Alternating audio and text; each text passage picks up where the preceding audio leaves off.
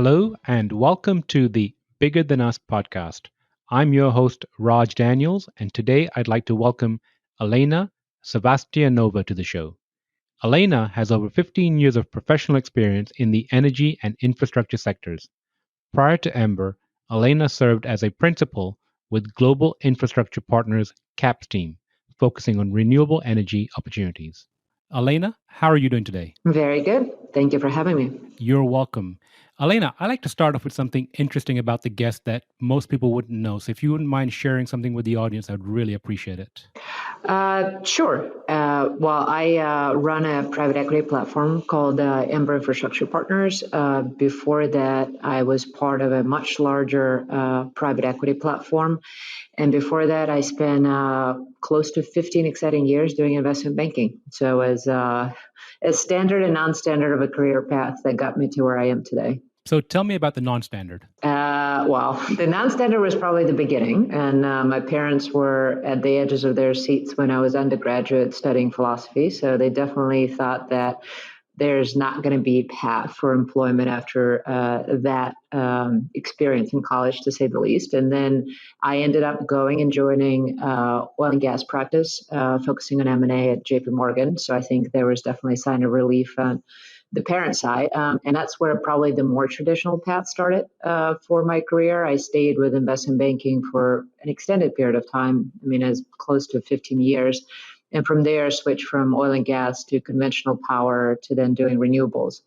And then reality is through that very traditional path, I ended coming to a realization that switching and really refocusing away from conventional core practices within real assets was the right time and the right non-conventional path. So that's where I left my predecessor firm alongside with a few colleagues to launch an Ember that focuses on sustainability-driven, resource-efficient opportunities in real asset space. And that is, unfortunately, today is as non-conventional as it comes. So I'm a liberal arts guy myself, but I have to ask, how do you go from philosophy to oil and gas? That was a difficult one to explain to anybody, but I was actually lucky that I went to a liberal arts school that did track whether or not the students were considering careers post 4 years of liberal arts school. And so they approached me and asked me what my aspirations were for a career. And truth be told, and in a very manner, consistent with being a philosophy degree major, I still was contemplating, but didn't come to any clear conclusion of what I wanted to do. And so they threw at me a suggestion of joining a law firm, which in their mind was a very clear path linking philosophy to a post-college profession. That I decided not to go with. And then the next question came on and said, "So how's your math?" I said, "It's probably fine." And they said, "Well, why don't you try investment banking? You need logic, you need math. And if you have those two, I think you might be just fine." So I went and with their help, they'd set up a number of interviews in the city for me, and then went through the interviewing process and ended up with, at that time it was Chase. And then a year after, through the merger with JP Morgan, it became JP Morgan Chase, and ended up in a group focusing on oil and gas. That was, oil and gas is probably was because coming out of Russia, that's the one sector that I thought would be of interest to explore. And without having any other bases in any of the sectors, I just applied for a position within oil and gas group and ended up joining them. So I have to dig deeper again on the philosophy piece. How do you think that background has helped you throughout your career? It actually, I'll be honest with you, because after I joined JP Morgan and I was at Credit Suisse for a period of time, whether or not it helped or not, I don't know, but it definitely made me more open to considering different options and different paths forward, whether or not it's with the deals with clients. It definitely helped with a lot of conversations because you weren't only focused on a transaction at hand, which was the most important thing probably on the table at most times, but to build conversations, really build relationships with people. That background, I think liberal art background definitely helped out. It also helped me recruit people over time and really not bog down in terms of what their specific immediate backgrounds were, as opposed to thinking who might be the right fit for a particular opportunity. And that's where I was more open to go with and non-traditional backgrounds for finance, whereas a lot of people were really focused on getting just finance backgrounds to fill some of the spots. It really, I mean, it might be beneficial, not beneficial. For me, I definitely found it as a much broader, greater base. And then I've learned everything else I needed to learn on the job. And I was lucky enough to have people side by side with me every step of the way that were willing to spend time and teach me the hands-on tools required for all the jobs that I had. And then I still got the benefit of spending 4 years and studying philosophy in return. So it worked out well. So, if I'm hearing you correctly, I think I'm hearing that the philosophy background helped you strengthen the EQ muscle. Would that be correct? Yeah. That the ability to deal with people, like you said, across the table during an M&A, times that could be potentially tense or have tension or anxiety, and you are better able to help with the human factor. Is that correct? I don't know if I'm better, but it definitely helped, find different grounds with people and across the discussions. It just really, I think having a broader experience, whether or not it's educational or professional, is definitely always helpful. And again, that's why for me, it was easier to establish some of the conversations just outside of even the immediate deals, transactions, or opportunities that we were looking at, just because we could go back and have a conversation outside of looking at oil and gas field or looking at power plant. And it definitely was helpful from that perspective. So you mentioned starting up in oil and gas, and now the majority of investments that you're doing are in the renewable and sustainable sectors. How have you seen this landscape change over the time that you've been involved in it? When I think about infrastructure in general, most people will qualify the asset class as probably the slowest moving.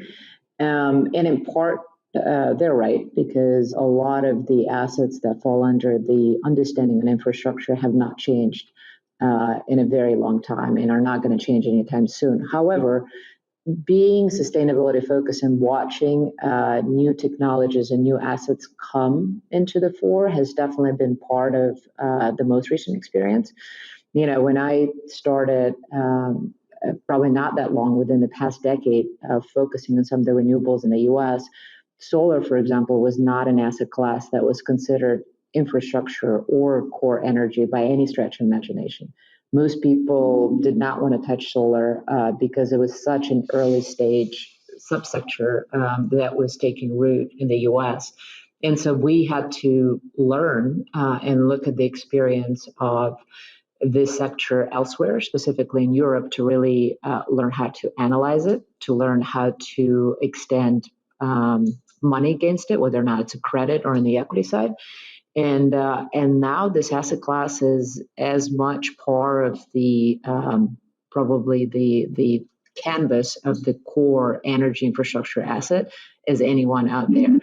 But it's the data centers follow the same sort of path. Again, that's but for sustainability, the rest of the asset classes are still relatively slow to take root, which is why we ultimately decided to do what we're doing at Ember, of really forming a platform around finding some of the proven technologies, but they're not mainstream yet, and help bring those teams to scale up and really build platforms around them so that they can mimic, maybe not to the same extent as solar was over the past 10 years, but mimic that growth and de-risking of additional asset classes that are infrastructure by characteristic, but are definitely far from mainstream as of today. So, staying with the theme of canvas and solar taking its place on that canvas, coloring the canvas, if you will, what technologies are you excited about? You think that will be adding additional color to that canvas?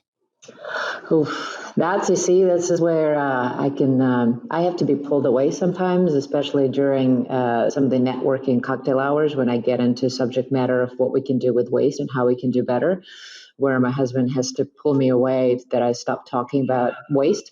There's a lot of people, generally when they think about sustainability, and I've seen this a lot recently, if you start talking about sustainability to them, the immediate reaction that comes in and saying, oh, you are a VC focus, or you are looking for breakthrough technologies. And the reality is we're not. We're really looking for mature technologies, and there are plenty of them out there. It's just they're not really front and center of a lot of firms or companies or a general population out there. And I would say the ones that are most interesting to us are the ones that we've seen being de-risked over a recent period of time, such as taking waste to energy processes or even wastewater, and really putting them into practice to scale up. I mean, in most states, well, in all states, I think if really focus in the US for a second, I mean, waste has been and becoming a tremendous, not just a headache, but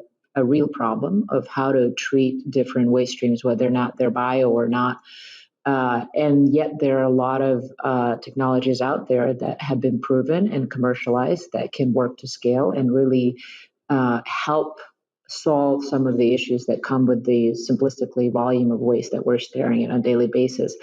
Now, it comes with finding the right teams that can also get behind those technology and really develop successful projects.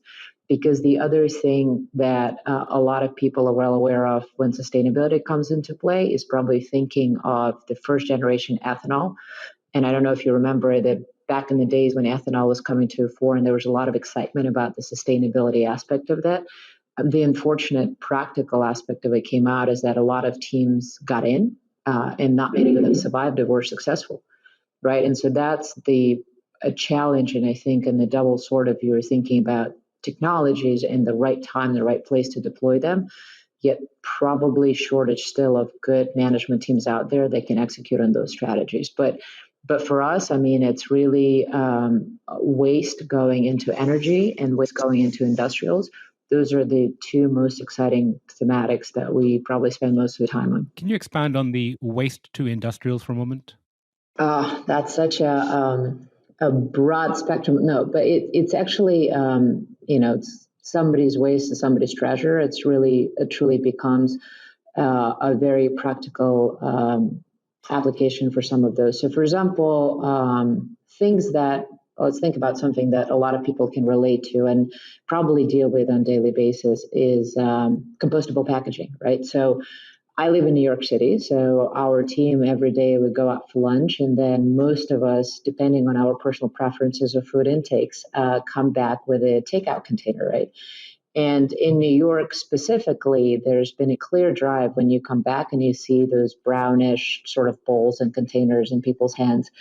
Chances are they went to a place that prides itself on healthy organic foods and sustainable packaging, et cetera, et cetera. So in their hands, they usually have a takeout container that is compostable. Practically, that means that that container probably traveled a long way from China, where it was produced out of bagasse that was most likely shipped from Thailand, and ultimately ended up on the shelves of the US-based food retailers for takeout purposes. Now, if you think about the sources of that potential product in the US, there's significant opportunities there. Sustainable packaging ultimately is not anything new. There's a lot of feedstock that's been tested, including bagasse, that is available elsewhere outside of Asia. And there are other sources of waste straws that can be upcycled to produce sustainable packaging. And so that to us is an example of waste to industrials, where you're taking something that's otherwise either left on the field to rot or removed, and that can be processed. And at the end, you have a packaging product, which to us is industrials. Now, most of the people don't think about it as an infrastructure asset class, but truth be told, you're at the end of the day putting a facility, a longer dated, useful life facility. There are practices that we're currently tracking very closely where packaging companies are interested in securing, obviously, access to some of that packaging that can be produced domestically. So therefore, you're starting to see movement of what that route to market arrangements may look like. And at the end of the day, you are processing what otherwise would be waste into something that has an immediate market demand and a very clear sort of pricing mechanism behind it to displace the products that are currently coming mostly from China. Very interesting. Thank you for expanding on that. And since you're closer to the investment community than I am, how have you seen the appetite towards these kinds of investments change over time? The appetite is not an issue because for most, especially nowadays, the every single time you think about sustainability-driven opportunities, most people will say all the right things. That is obviously in front of their mind, both from the investor's perspective and obviously companies. And that is important, right? That's a first step where the overall investment community is realizing that in the mix of the overall asset exposures that they have, it's probably prudent to start thinking about bringing some of the assets that are more carbon sensitive or resource efficient than other assets in their portfolio. Now, the corporates, truth be told, are probably been even more important in that drive than the investment community because corporates, at the end of the day, will continue being the biggest driver and bigger consumer of some of the output of those products that are sustainability driven. And they also are the important window into the markets where some of those products can take a mainstream form. But the cautionary part of it is that with the amount of the interest and the appetite that resource efficient opportunities bring, again, the biggest risk is really making sure that some of these technologies are rolled out in a very precise manner as they scale up to platforms. That the teams that are behind some of the opportunities, whether or not it's waste processing, wastewater treatment, really have the right backgrounds to develop some of the projects or to bottleneck their existing operations to become more resource efficient, to continue being very coherent and sort of a consistent in the way that sustainability practices get rolled out. Because excitement on its own is great, but the worst thing that can happen to that drive is if there's a number of bumps in the road that ultimately leave a bad taste in the mouth of investors and the communities of what the sustainability project result with. So far, most of the things that we're looking at, we've seen a tremendous range of highly capable teams coming out and really delivering the projects and the technologies that can be cornerstones of really good and solid platforms. So we're happy to see that. And so that coupled with the investor appetite overall has been a good match to date. But again, we're always cautious of making sure of not get overexcited just because it's sustainability driven, but really find the right mix of teams, products, markets, and technologies. So one of the things I want to explore on this show is to, kind of push that why. Why are you involved in the space? Why is it important to you? I understand from a returns perspective, but personally, like, what's the why behind it? Finally, in my whole career, I've done things that I've always enjoyed professionally, right? So it's always been a great honor and luck, to be honest with you, to be part of the teams that I've been part of to date, because I've had the benefit of learning from some of the best minds in the industries that I've been involved with. But personally, it finally clicked together where professional excitement and the drive of doing good transactions and really bringing successful deals into the market clicked together with the personal interest of doing something that I actually find extremely rewarding on a personal level, right? So it's always been natural self curiosity after work of reading up on all the new things that are happening in resource efficient space, but during the work hours focusing on everything that is purely conventional. And again, there's nothing wrong with it. It was a great experience. But in starting Ember, I think the team and I have really felt that for the first time in a long time, we can bring together the experience we've built over the past 15 years with what's been personally driving and fueling our curiosity of how much better we can make a real asset space if we make it a conscious effort. And, I'll tell you honestly, the first time it's when I come home and I can sometimes tell my kids of what kind of products we're looking at. I see that excitement on their faces as well. So it's hard to get a kid excited about an oil and gas well, I'll be honest with you, of tried several times to explain how a combined cycle facility operates. Never had that spark. But telling them about waste processing and things that can be made out of things that we see and sort of the cycles of efficiency. Some of the kids respond more positively. I can't say that they're really ready to skip their dinner, listen to stories about waste processing, but it's definitely, it strikes the right chord personally on a number of levels. And that's why I think that's something that members of the team all share. And coupled with the amount of opportunities that we see in the market, the teams that we get to meet, they're again driven not just by being professionally successful, but also building something that they think is going to be significantly different and more beneficial in the future. Makes the job and the personal sort of balance in a very unique way for the first time. So are your kids fluent in waste to value also? Oh, I hope so, because now, we have different, I think my oldest one has banned a number of things from the house on her own after listening. There's actually, by the way, Do you have any examples? we can't, it's all we can use single-use plastic. She's actually gotten as far as even try to ban the grandparents from using it in their houses. So that's still work in progress because certain habits die very hard. We have to recycle. So the middle kid is responsible for all of the recycling. Water, we have now a filter. I mean, it starts with little things. The little one, his most fun thing is to turn off all the lights and make sure they conserve as much as they can.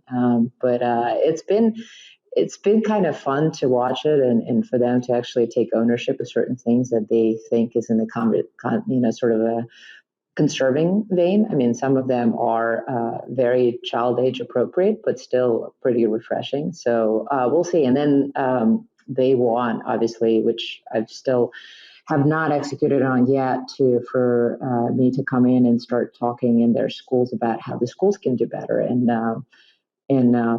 sort of waste recycling. I think that's a bigger problem to tackle. I don't think I want to be on that side of a school yet, but eventually I think they'll convince me to go in and start pitching to the principals and the schools of how they can do things better. But I actually pleased to say that in New York, I think a lot of schools are on that bandwagon as well. So I don't think there's much that I would need to pitch them on to change their ways on a daily basis. So are they fans of Greta Thunberg?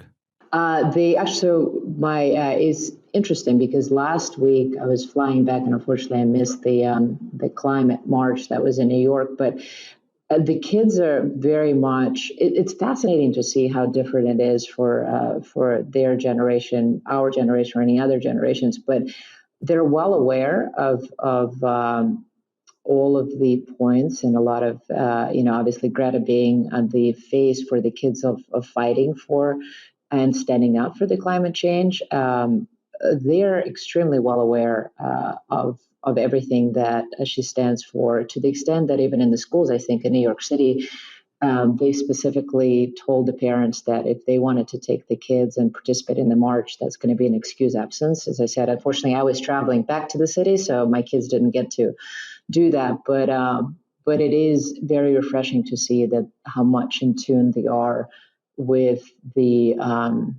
ideas and the key sort of deliverables that Greta and others that support her and her fight against the climate change are coming to the front, and the kids being a very important voice, right? So, I mean, again, my kids fight that fight with their grandparents of how they can be more resource efficient, and it's only just the beginning. So I'm definitely excited to see how they'll continue down that path. And watching people like Greta is nothing short of just phenomenal. And I wish some of the adults had that strength and perseverance that the kids have these days. I so agree. My oldest daughter, who's 11, part of her Girl Scouts earlier this year, they did a plastic bag drive where they went outside grocery stores and essentially collected plastic bags and then put them through recycling and gave people these reusable bags. And to your point, they're teaching us. And I also think, personally speaking, I'm more aware of, what we're doing in the house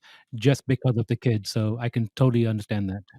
They put us in our guard for a good reason. I'm always, I welcome that. They obviously have, it's a fine balance of always teaching them the backgrounds of what goes into a certain considerations and the balances that come with it. But their drive is something that I get excited about, and I hope that they continue down the path and the schools do a good job of weaving it into the overall curriculum as they go through and they study the sort of the environment and the surrounding circumstances. But it's definitely been something that three kids, and my youngest one only being 5, is definitely are becoming more and more aware, which is a great thing for me personally to see. Well, absolutely. You're seeding that very, very early, making that impression. So, when it is he a boy, 5-year-old? Yeah. So, by the time he's 10, 11, 12, who knows, where we'll be as far as this movement is going. And he might be one of the early leaders. So we'll see. He'll need to have a lot of self-control before he gets there. Right now, he's just very obsessed with turning the lights off everywhere. So, well, like you said, every little bit helps. Well, I want to be respectful of your time. So one last question I have is that if there's one piece of advice you'd like to share with the audience, what would it be? One piece of advice, and this is from where a lot of people have been coming out and questioning sort of a decision to leave a well-established firm and starting something on our own from scratch. With all of the cautions that I think I've gotten before leaving the firm or before even starting Ember, one thing I would say for certain, if you believe in something, then you just got to go out there and do that, because I can tell you categorically that the past 12 months have been probably the most rewarding time professionally and personally for me, because we really truly got around the table, build a tremendous team, doing something that we believe in, not only personally, but professionally, that we can execute on successfully. And this is by far the most challenging thing I've ever done, but it's definitely been also the most rewarding. No, not to say you just got to throw stuff on the wall to see if it sticks, but if you have a good plan, you really, and as scary as it may be, going for it would be something that you'd never have to regret doing. So go for it, but have a plan in hand, correct? Yes. Yeah. I'm a real asset investor. No, you can't expect anything less from an infrastructure person. So you really take that leap, but have all the best of the bells and whistles stuck in all of your little pockets, so that you're ready for everything that may come. But taking that leap is, it really is something that I will never regret. Something that every day when I get up, I get driven by getting to the point we are, to the next step, and just continue building on the platform that we started on together. So, well, Elena, thank you again so much for your time today and for being a guest on Bigger Than Us. And I look forward to catching up with you in the future. Sounds good. And thank you so much for having me. It's been a pleasure. You're welcome. Have a wonderful day. Thank you. You too.